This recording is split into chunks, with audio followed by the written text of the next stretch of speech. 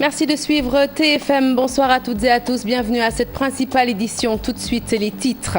Éliminatoire de la CAN 2017, les Lions en pole position pour participer à la 31e édition de la Coupe d'Afrique des Nations.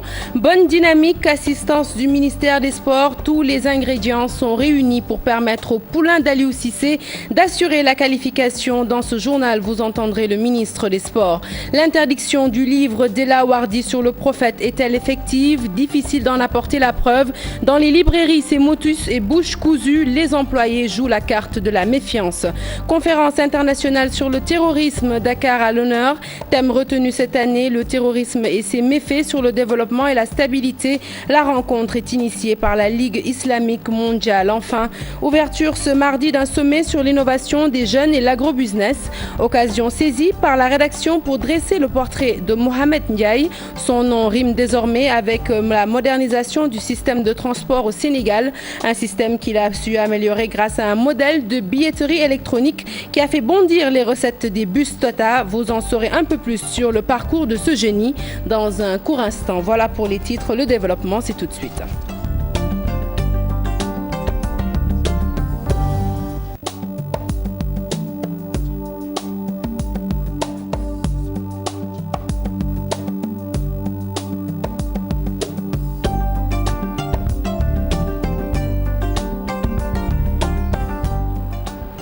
Bonsoir à tous. Un journal que nous ouvrons donc avec l'interdiction de vente du livre d'Ella Wardi sur le prophète. Une interdiction dont nos reporters ont tenté de vérifier l'effectivité. Eh bien, dans les différentes librairies de la place, difficile de trouver un interlocuteur à ce sujet. Le personnel, les employés jouent la carte de la prudence. Aminata Mbaressa ou Modou Diop pour le reportage. Un tour dans quelques librairies de Dakar. Difficile de trouver l'ouvrage d'Ella Wardi, Les derniers jours de Muhammad.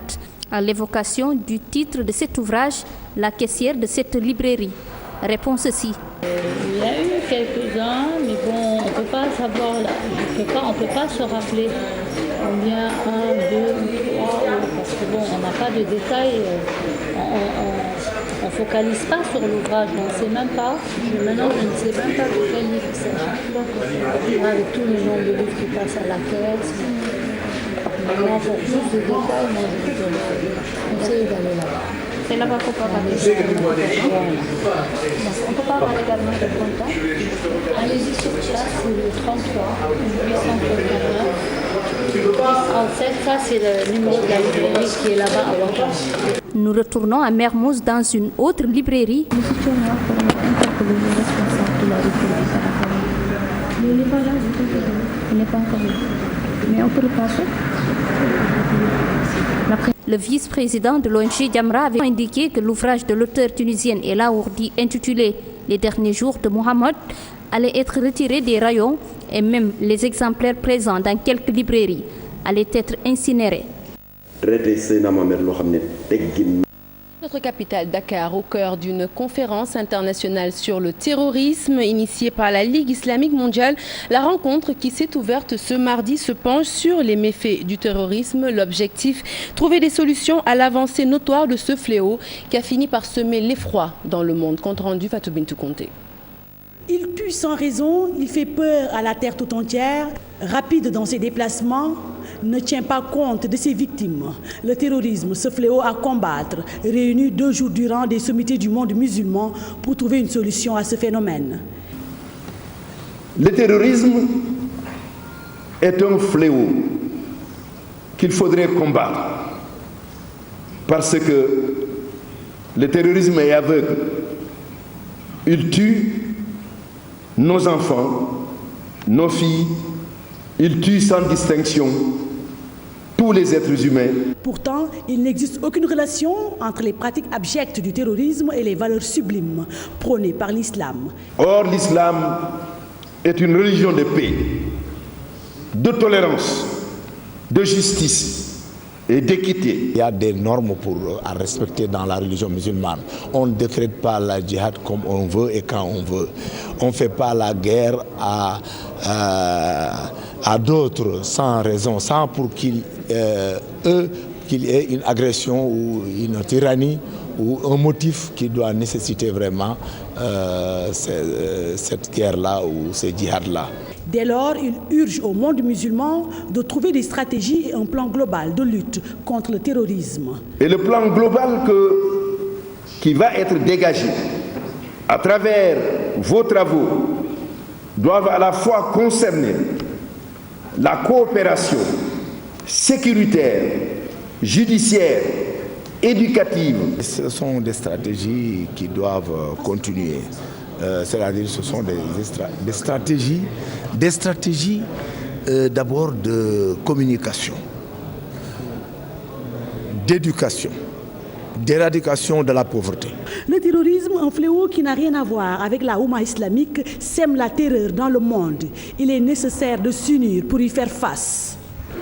Allez, nous ouvrons la page politique de ce journal. Le référendum du 20 mars dernier, un échec selon le mouvement Tekki.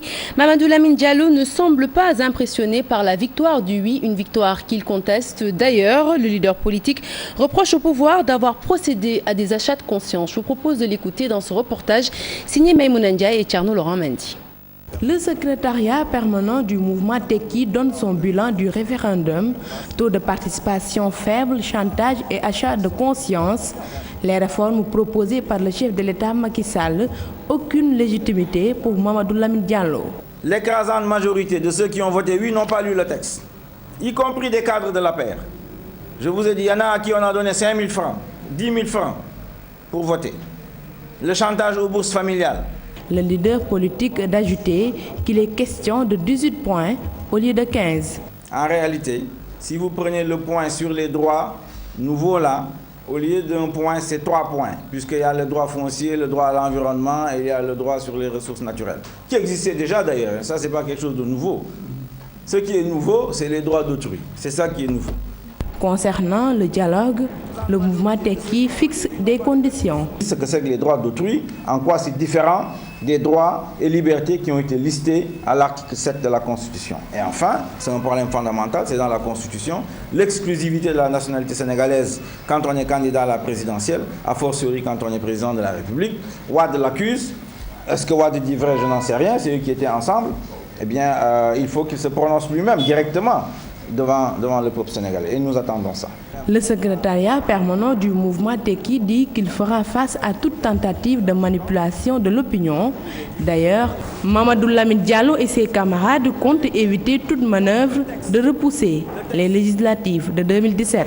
Qui fait foi. Nous poursuivons toujours après avec ce référendum du 20 mars qui fait couler beaucoup d'encre mais aussi de salive. La coalition Macky 2012 applaudit et démonte l'opposition qu'elle qualifie de bloc en coton. Maodo Malick Mbaye demande aux nonistes de prendre leur retraite politique. Fatima Ba a assisté à la conférence de presse du leader de Gëm Sa Bopp, son compte rendu. La retraite politique pour Idrissa Seck, Malick Gakou, Abdoulaye Baldé et Khalifa Sall, c'est ce que suggère la coalition Macky 2012 après la victoire du oui au référendum du 20 mars. Aucun leader de ce bloc en coton n'a gardé son département. Tous ont mordu la poussière. Khalifa Sall, laminé et humilié à Dakar. Malick Gakou, tailladé dans la banlieue.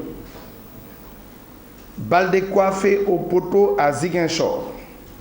Y'en a marre. Justement, les Sénégalais en ont marre. Idrissa Seck amené au 12e round à Thiès. Les autres n'en parlons pas. Le faible taux de participation est diversement apprécié par les membres de la coalition. Si pour Luc Sarr, c'est le temps qui n'était pas suffisant, pour Maodo Malick Mbaye, ce taux ne gêne pas. Le taux de participation ne nous gêne en rien du tout et que nous constatons qu'aujourd'hui, c'est une victoire du oui, c'est une victoire personnelle du président Macky Sall, c'est un cutus qu'on lui donne pour la prise en charge des préoccupations des populations. Maintenant, il y a des signaux qui ont été lancés sur lesquels ceux qui doivent s'en occuper sont en train de réfléchir. En ce qui concerne la ville de Touba où le nom a gagné, Moustapha Fall Thié explique. Pour Touba c'est important. Mais je vais dire rapidement qu'on n'a jamais gagné Touba pour la perdre. On n'a pas perdu Touba parce qu'on ne l'a jamais gagné. Ce n'est pas une première. Touba n'est pas une défaite. Ceux qui gagnaient Touba ont consolidé leur victoire. Mais malgré tout, on va en tirer les enseignements.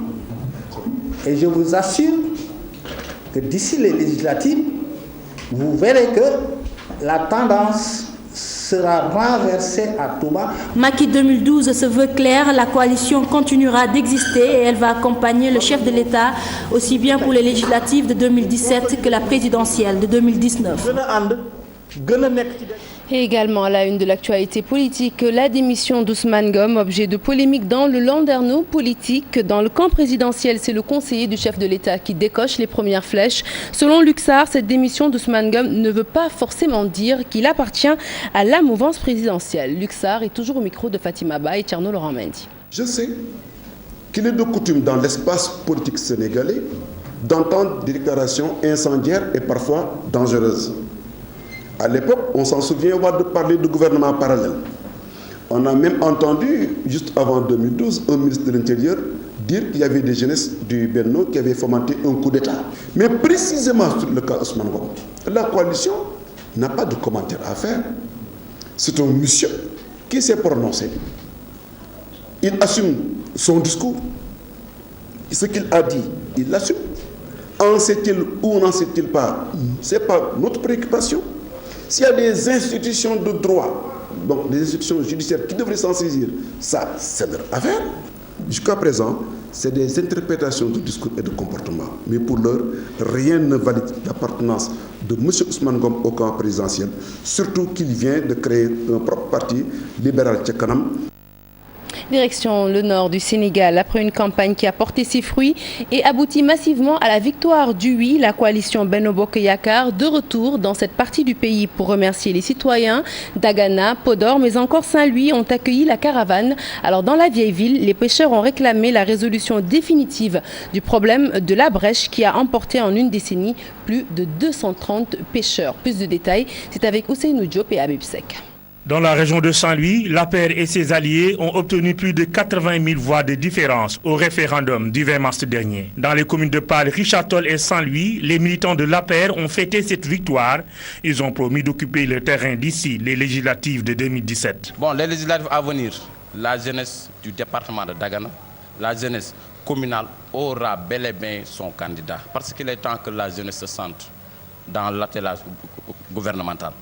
Dans la commune de Saint-Louis, les pêcheurs étaient aussi au rendez-vous. Ils ont organisé un meeting à la place Pointe-à-Pitre pour saluer les efforts du chef de l'État dans le secteur de la pêche. Le maire de la ville et ministre de l'hydraulique et de l'assainissement a profité de cette occasion pour étaler les efforts fournis par le gouvernement pour redynamiser le secteur de la pêche. Les subventions pour les moteurs, les licences de pêche que le président facilite à l'aide, dont l'obtention est facilitée par le président de la République, et d'autres actions que le gouvernement a mis en place pour accompagner la pêche. C'est le même constat dans la commune de Pâle. Le porte-parole du Khalif de Mame Rawane Ngom a réitéré le même mot d'ordre pour accompagner le chef de l'État en 2017 et 2019. Oui, Inch'Allah Ta'ala, parce les pêcheurs de Saint-Louis ont aussi soulevé plusieurs doléances. Parmi celles-ci, le problème de la brèche qui a emporté entre 2003 et 2016 plus de 230 pêcheurs.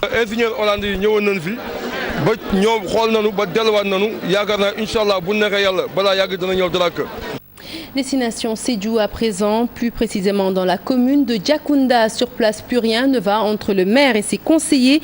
Ces derniers remettent en cause sa gestion. L'ambiance est tellement polluée par les querelles intestines au niveau de la mairie que le vote du budget 2016 ne s'est pas fait. Le maire acculé accuse ses collaborateurs de vouloir ternir son image. Bakary Konté. 29 conseillers municipaux de la commune de Diakounda réclament le départ de leur maire Mohamed Lamine Badji. ils ont bloqué la tenue du conseil municipal. Nous nous maintenons notre position. Tant qu'il est là, tant qu'il est là, il bloquera l'institution. Et tout à l'heure, on vient du conseil. Et le conseil n'a pas eu lieu parce qu'il a escamoté les étapes. Imaginez, on est à l'orée du 31 mars, un maire qui se dit est un mathématicien, et ce maire ne sait même pas qu'il faut des préalables avant le vote du budget. Il faut d'abord la collecte des données, il faut d'abord passer par l'orientation budgétaire, où il faut impliquer la couche sociale pour un budget participatif. Pour sanctionner le maire, ils ont voté non lors du référendum. Nous restons toujours dans le Benno Bokk Yakaar. C'est pour dire au président que celui que vous pensez est la personne la mieux placée pour être le représentant du Benno Bokk Yakaar dans le Diakounda, qui se trouve être le maire, est minoritaire dans le Diakounda. Malgré ces 3 millions, nous, avec nos motos, nos pieds, nous avons pu montrer au Sénégal qu'il n'est pas la personne qui peut faire avancer le parti dans le Diakounda. Rappelons que depuis plusieurs mois, les conseillers municipaux, le collectif des chefs de village de la commune de Diakounda demandent sans cesse le départ du maire. Interpellé sur la question, le maire de la dite commune, Mohamed Lamine Badji, déplore le comportement de ses conseillers et avance que ces derniers freinent le développement de Diakounda.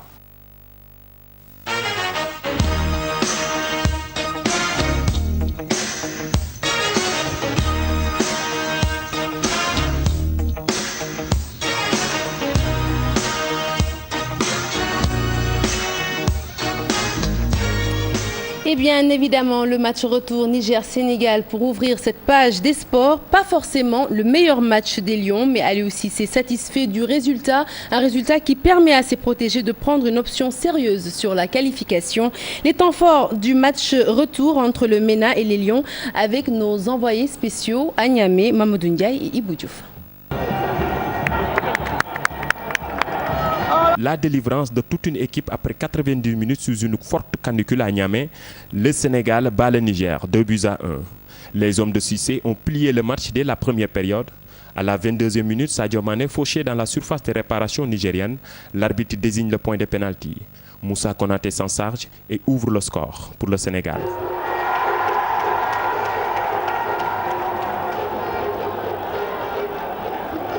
Avant la fin de la première période, Pape Ndiaye Souaré double la mise sur coup franc à l'entrée de la surface de réparation nigérienne. En deuxième période, les Lions ont subi les offensives nigériennes, poussées par leur public. À la 64e minute, Cheikh Ndoye commet une faute de main dans la surface de réparation sénégalaise, pénalty pour le Niger. Adebayor, l'attaquant nigérien, réduit le score. 2-1, score final, une victoire, synonyme de qualification. Oui, c'est une qualification acquise. Donc je suis vraiment fier de mes garçons. Ils ont su vraiment être costauds. Ils ont montré vraiment une détermination dans des conditions très difficiles avec la chaleur. Ce ne fut pas pour moi l'un de nos meilleurs matchs. Mais je crois que la seule chose qu'on essaiera de retenir, c'est que nous nous sommes qualifiés au bout de 4 journées. Le coach adjoint du Niger reconnaît que la meilleure équipe a gagné. Déjà, c'est des matchs dont déjà nous on est là pour grandir. Et c'est en faisant des matchs comme ça qu'on va grandir. On joue contre une équipe du Sénégal qui a beaucoup d'expérience, beaucoup de grands joueurs. Au match aller, on a tout donné. Bon, on a eu des petits pépins au niveau de la préparation, des déplacements et surtout on a eu le problème, le gardien qui s'est blessé la veille. Bon, c'est pas une excuse, mais bon, ça fragilise un peu un groupe. Mais on a tout donné. Et au match retour, on a fait une mauvaise entame de match. On a eu aussi un pépin de Kofi au dernier moment qu'on a su qui n'était pas là. Donc c'est un joueur d'expérience qui nous a fait beaucoup de défauts derrière. Bon, nous, on travaille sur la jeunesse. Avec cette victoire, le Sénégal compte 12 points et assure presque sa qualification au prochain CAN Gabon 2017. Et voilà, les Lions en pole position pour se qualifier à la CAN 2017 au Gabon. Et pourtant, ce n'était pas gagné d'avance. Le résultat obtenu est le fruit d'efforts consentis à la fois par l'équipe nationale, mais aussi le ministère des Sports, qui a aidé financièrement à relever le défi. Cheikh Tidiane Dione et Ababacar Camara. Malgré un agenda chargé, le ministre des Sports a suivi avec intérêt la marche retour Niger-Sénégal. Un match vécu sereinement entre deux audiences. Et nous avions fixé des audiences. Nous avons essayé d'allier les deux parce qu'entre sportifs, nous pouvons en tout cas continuer le travail et venir suivre nos braves lions, que je félicite au passage au nom du président de la République, au nom du gouvernement du Sénégal. C'était une très belle prestation parce que ce n'est jamais simple d'aller à l'extérieur et de marquer 2 buts, voire remporter en tout cas la victoire. Un résultat satisfaisant, d'autant plus que l'équipe nationale a réussi la prouesse d'arriver avant le MENA à Niamey. La leçon que je voudrais aussi, c'est que dans nos pays, il y a des conditions qui sont là et qui sont incontournables parce que les moyens ne suivent pas. On a beaucoup d'ambition, mais on n'a pas tous les moyens. Le Niger l'a fait, ils ont joué, ils ont perdu, mais nous avons aussi pris les décisions qu'il fallait pour permettre à nos jeunes joueurs qui ont joué ici et qui devaient affronter la chaleur, de voyager tranquillement et d'être dans d'excellentes conditions. Que l'État a mis en tout cas la main dans la poche aussi pour demander à Air Burkina, moyennant des millions, pour que l'avion fasse le trajet direct pour que nos joueurs arrivent dans d'excellentes conditions avant de... environ 15 millions donc, de rallonge, et ça c'est extrêmement important. On n'a pas loué un vol spécial parce qu'on avait une autre solution qui aujourd'hui équivaut à un vol spécial. Le ministre des Sports se projette dans l'avenir. Je voudrais appeler le peuple sénégalais, la fédération, l'État du Sénégal, nous tous, continuons la main dans la main, travaillons sérieusement et que les joueurs aussi, s'ils continuent à se donner à fond, nous parviendrons en tout cas à bâtir une grande équipe qui pourra nous donner beaucoup de satisfaction lors de cette CAN 2017 au Gabon. Au protégé d'Alioune Cissé de finir proprement le boulot lors des 2 prochaines rencontres. Voilà les Lions donc à un pas de la qualification, une occasion saisie par les autorités pour relever le moral des troupes. C'est le cas d'Amadou Kane qui appelle à l'union des cœurs. Le 4e vice-président de la Fédération sénégalaise de football est toujours au micro de Cheikh Tidiane Dione et Ababacar Camara. Ça n'a pas été facile compte tenu de ce qui était dans le passé. Mais malgré tout, avec les efforts qui ont été consentis d'abord par l'État, mais aussi l'abnégation de la fédération, on est arrivé à ce point-là et c'est important.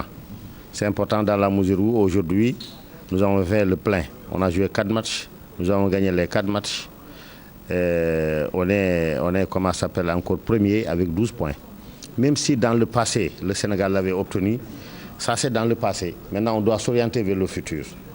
Le futur, c'est comme l'a dit tout à l'heure le ministre des Sports, c'est continuer dans cet élan de solidarité, n'est-ce pas, une union de cœur et d'esprit pour l'intérêt du Sénégal. Et voilà, nous passons à tout à fait autre chose. À présent, nous parlons d'innovation des jeunes et d'agrobusiness. Un sommet s'est ouvert ce mardi à Dakar. Le Premier ministre a présidé justement la rencontre. Il a invité les jeunes à s'engager davantage dans l'entrepreneuriat et à créer des emplois. Tous les secteurs d'activité sont concernés. Selon Mohamed Boun Abdallah Dionne, la jeunesse doit relever le défi de la croissance. Et voilà, un jeune qui relève justement le défi de la croissance. Il est électrotechnicien, infographiste, autodidacte. À 37 ans, il a fini d'impressionner son monde grâce à sa capacité inventive. La modernisation de la billetterie dans le secteur du transport urbain, c'est lui. Avec le portrait de Mohamed Ndiaye, la rédaction vous plonge dans l'intimité d'une tête bien faite dont les ambitions sont souvent freinées par un manque de moyens financiers. Salif Sow. Dans son petit bureau peu ordonné, l'électrotechnicien nous plonge dans ses spécialités. Parmi celles-ci, les énergies renouvelables. Nous sommes en train d'installer 2 pompes dans des périmètres de Ndoulo, Djogop et Patar. Ce sont des périmètres maraîchers. Ces innovations ne s'arrêtent pas en si bon chemin. Le jeune homme de 37 ans a su révolutionner le système de billetterie dans les milieux du transport urbain. C'est nous qui avons inventé la première solution ticketing pour le transport actuellement au Sénégal. Ça sert juste à organiser le ticketing.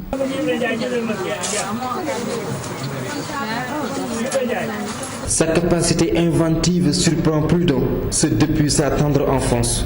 Passion et sacrifice en bandoulière, il a réussi à se surpasser, à résister aux coups bas, à contourner les obstacles, à se frayer un chemin dans un pays peu soucieux de ses génies.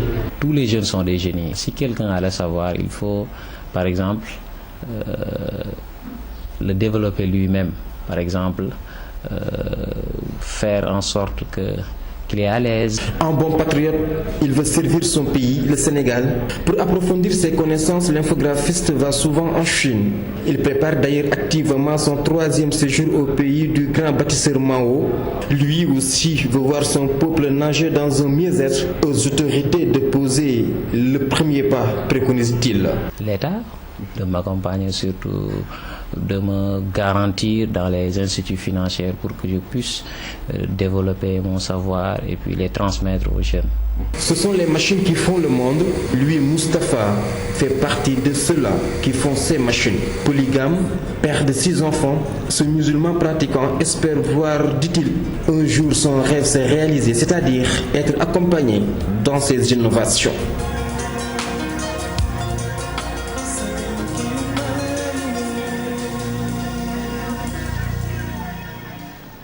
Et voilà, le parcours de ce jeune génie met fin à cette édition que j'ai été ravie de vous avoir présentée. Prochain rendez-vous de l'information, le tout en images à minuit. Et tout de suite, l'invité de la rédaction avec Antoine Diouf. Bonsoir Antoine.